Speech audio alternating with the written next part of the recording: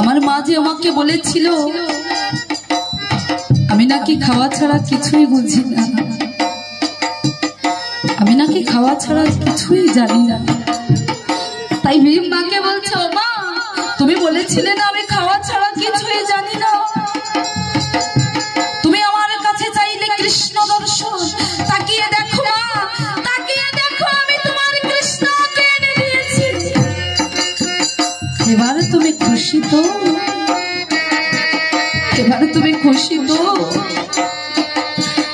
তাই মাতা কুন্তি ভীমকে জড়িয়ে ধরে বলছে, ওরে বাবা তুই আজ আমার ভুল ভেঙে দিলি, তুই এ জগৎকে শিখিয়ে দিলি, এ জগৎ সংসারে অনেক কিছু জানতে লাগে যদি কেউ আমার কৃষ্ণকে জানে।